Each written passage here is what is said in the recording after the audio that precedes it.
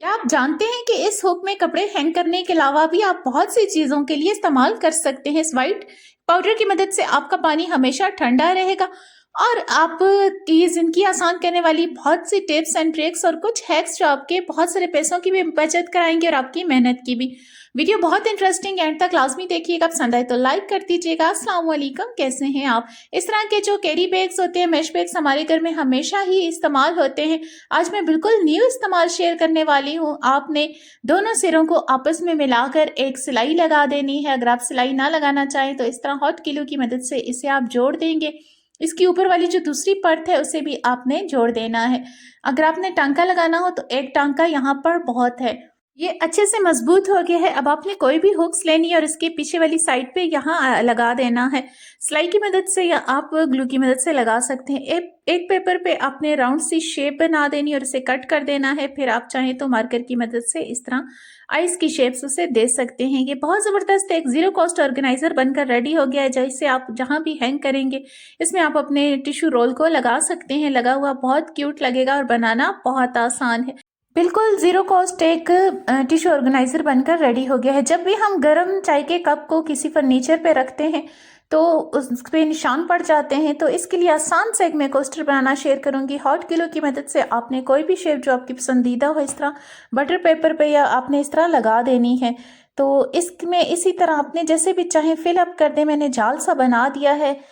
आप इसे triangle, square किसी तरह भी आप बना सकते हैं। यहाँ पर मैंने इसे हार्ट शेप में बना दिया है और इसे हम 5 से 10 मिनट तक ड्राई होने देंगे। उसके बाद हल्का सा आप रेपर से इसे खींचेंगे तो बहुत आसानी से ये पूरी की पूरी शेप निकल आएगी। बटर पेपर की जगह ये मेरे पास वॉलपेपर शीट का जो पीछे वाला स्टिकर होता है फॉयल, वो मैंने यूज़ की है। आप फॉयल का यूज़ भी कर सकते हैं। तो यहाँ ये ज़बरदस्त सा एक कोस्टर बनकर तैयार हो गया है। टी कोस्टर, ग्लास कोस्टर, किसी तरह भी आप इस्तेमाल कर सकते हैं। बहुत क्यूट से, आप चाहें तो इस पर कलर भी कर सकते हैं। आप इस पर चाय, दूध, कप कोई भी रख सकते हैं। तो बच्चों के जो छोटे बच्चे होते हैं उनकी अक्सर जो बुक्स होती हैं या आपकी डायरीज वगैरह इस तरह पेजेस टर्न हो जाते हैं तो दिखने में बहुत बदनुमा लगते हैं। तो जो जितनी भी बच्चों की माएँ वगैरह होती हैं वो इनको इस्त्री वगैरह से ठीक करती हैं। मेरे बच्चे भी जब छोटे थे तो मैं भी इस्त्री से ठीक करती थी, लेकिन यहाँ पर स्ट्रेटर की मदद से आप इसे स्ट्रेट करेंगे तो विद इन अ सेकेंड्स ये बिल्कुल ठीक हो जाएगा और ये बहुत अच्छे से ये स्ट्रेट हो जाएगा और देखने में बहुत अच्छा लगेगा। आप अपनी किसी भी बुक पे, डायरी पे कोई भी पेज इस तरह रोल हो जाए, आपके कोई भी कीमती डॉक्यूमेंट्स हों तो आप उनको भी बिल्कुल स्ट्रेट कर सकते हैं। बहुत जल्दी होता है और बहुत आसानी से हो जाता है। इसमें आपका टाइम भी वेस्ट नहीं होता। यहाँ पर मैंने आपको करके भी दिखाया है। कॉपीज़ के जो टर्न हुए पेज होते हैं उनको भी आप आराम से इसी तरह कर सकते हैं straight.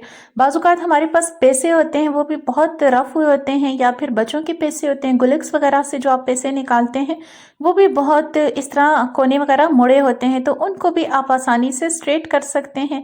With in a seconds ये स्ट्रेट हो जाते हैं, इनके जलने का खतरा नहीं होता और बिल्कुल कड़क से बन जाते हैं। इस तरह आप अपने नोट्सों को जो आप गिफ्ट में दे रहे हो या ईदी वगैरह देने के लिए हो तो आप उन्हें इस तरह स्ट्रेट कर सकते हैं। हॉट ग्लू मौजूद ना हो तो आप किस तरह घर पर इस ग्लू स्टिक का इस्तेमाल कर सकते हैं, आसान सा एक तरीका शेयर करूंगी। लाइटर आपने ले लेना है, कोई भी पेपर क्लिप जो होता है वो आपने ले लेना है, बाइंडिंग क्लिप। इसको इसी तरह आपने लाइटर पे फ्लेम वाली जगह पे ग्लू स्टिक को आपने अच्छे से फिक्स कर देना है और जहाँ पर से फ्लेम निकलता है वहाँ हल्की सी आपने ऊपर थोड़ी सी इसको ग्लू स्टिक को छोड़ना है। ज़रा सा तिरछा करेंगे तो जो फ्लेम है वो ग्लू स्टिक को पिघला देगी। तो इसी तरह आप ग्लू गन की तरह इसे इस्तेमाल में ला सकेंगे। छोटी सी टिप है, लेकिन कभी हमें हॉट ग्लू की ज़रूरत होती है तो अवेलेबल ना हो या लाइट वगैरह ना हो तो आप ये टिप इस्तेमाल कर सकते हैं। अगर आपको अभी तक कुछ भी पसंद आए तो लाइक ज़रूर कीजिएगा। तो शहद आजकल मार्केट में तरह तरह के आते हैं। आज मैं आपको शहद को टेस्ट करने का ऑथेंटिक एक तरीका शेयर करूंगी जो 100% आपको शेयर कर देगा कि आपका जो शहद है वो बिल्कुल ठीक है या नहीं, क्योंकि शहद हम मरीजों को भी देते हैं, बच्चों को भी देते हैं, तो इसकी चेकिंग बहुत ज़रूरी है ताकि हम जो शहद इस्तेमाल कर रहे हैं वो असली भी है या नहीं। तो आपने थोड़ा सा शहद स्पून वगैरह पे लेकर या किसी बर्तन में लेकर मेटल के तो आग जला लेनी है। यहाँ पर आप देख सकते हैं मैंने लाइटर की मदद से ही बिल्कुल कैमरे के सामने ही आग जलाई है, तो ये बहुत जल्दी जलने लग गया है। और यकीन करें इस जो शहद के जलने की स्मेल थी वो वो बहुत तेज़ थी। जैसे आप चीनी वगैरह रखते हैं कैरामेलाइज़ करने के लिए तो वो जल जाती है, उसकी स्ट्रॉन्ग सी स्मेल होती है और धुआं होता है, बिल्कुल ये ऐसी थी। तो थोड़ी देर मैंने इसे ठंडा होने को रखा है तो ये बिल्कुल जम गया। यहाँ पर आप देख सकते हैं इसी तरह जम गया जैसे कैरामल की हुई चीनी जमती है, तो ये बिल्कुल भी असली नहीं है। आज आपको सिर्फ एक वाइट पाउडर की मदद से पानी को डाल रखने का एक तरीका शेयर करूंगी जो कदीम ज़मानों से चलता है। आपने कोई भी जोत की बोरी वगैरह ले लेनी है। यहाँ पर मेरे पास पैराशूट की थी, तो यहाँ पर मोटा कपड़ा आपने ले लेना है। उसको मैंने भिगो दिया अच्छे से और उसको इस बोरी के ऊपर रख दिया। यहाँ पर मैंने एक थैली भर कर मैंने यहाँ पर नमक डाला है, वही सफ़ेद नमक जो हम खानों में इस्तेमाल करते हैं। नमक भी ठंडा रखने में बहुत मदद देता है। अब इसके ऊपर आपने अपना कूलर वगैरह रख देना है। अब जितना भी पानी होगा वो बहुत अरसे तक ठंडा रहेगा। मज़ीद आप इसको ठंडा रखने के लिए इस तरह बोतल जो फ्रिज में अच्छे से फ्रीज़ करके जो बर्फ़ बन जाए, आपने बोतल को अच्छे से वॉश करके इस कूलर में डाल देना है। जब आप डायरेक्ट इसमें बर्फ़ डालते हैं तो पानी भी गंदा हो जाता है और वो बर्फ़ जल्दी से पिघल कर टेम्परेचर की वजह से गर्म रहती है। इस तरह 2 दिन तक आपका पानी बिल्कुल ठंडा रहेगा।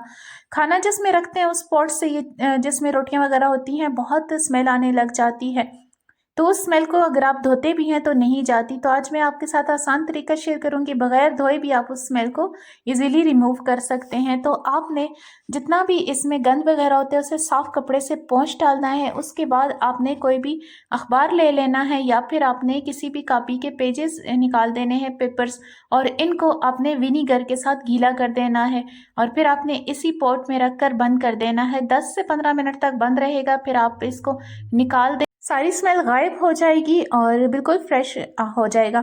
जब भी आप भिंडियों को लाते हैं तो आप अगर उसे डायरेक्ट टैप वाटर से वॉश करके इस्तेमाल करते हैं तो ये गलत तरीका है। भिंडियों पे बहुत ज़्यादा मिट्टी लगी होती है और बहुत से जरासीम लगे होते हैं, ये कई हाथों से होकर हम तक पहुंचती हैं। तो क्योंकि हम इनका छिलका नहीं उतारते, इसके वॉश करने में बहुत एहतियात करनी चाहिए। आपने पहले इसे 10 से 15 मिनट तक पानी में भिगो के रखना है। फिर उसके बाद आपने एक एक भिंडी को मसल मसल के धोना है, तकरीबन 3 से 4 पानियों में, जब तक कि पानी इसका बिल्कुल साफ ना आ जाए। और टेस्ट में भी बेहतरीन होगी, साफ़ सुथरी भिंडी बनी हुई, और इसके अलावा आपकी हिफ्ज़ान सेहत के लिए भी बेहतरीन होगी। 2 फोक्स अगर आपके पास मौजूद हैं इस तरह कांटे, तो उनसे बगैर वक्त ज़ाया किए आप बेहतरीन एक चिमटा तैयार कर सकते हैं। जब भी हम कहीं बाहर पिकनिक वगैरह पे जाते हैं या घर पे भी आपका चिमटा आपकी नज़रों से ओझल हो जाए, तो इस तरह 2 फोक को आप आपस में अच्छी तरह बांध के, तो पराठा वगैरह पलटना और रोटी पलटनी हो तो आराम से एक चिमटा बना सकते हैं। इससे आप अंडे वगैरह भी पकड़ सकते हैं। एक पॉलीथीन में आपने हाफ उसको पानी से फिल कर देना है। उसमें अगर आपके पास फॉइल शीट के कुछ पेपर्स हैं वो डाल दें, नहीं तो आपके पास कॉइन्स होते हैं सिल्वर कलर के, वो आप डाल के अच्छे से इसको बंद कर दें। अब आपने इसको जहाँ पर रोशनी आती है वहाँ पर इसे हैंग कर देना है। इसकी जो भी पानी के अक्स वगैरह पड़ेगा, जो सिल्वर कलर के आपने कॉइन्स डाले हैं, इससे मक्खियाँ मच्छर डर कर भाग जाएंगे और आपका घर बिल्कुल सेफ रहेगा।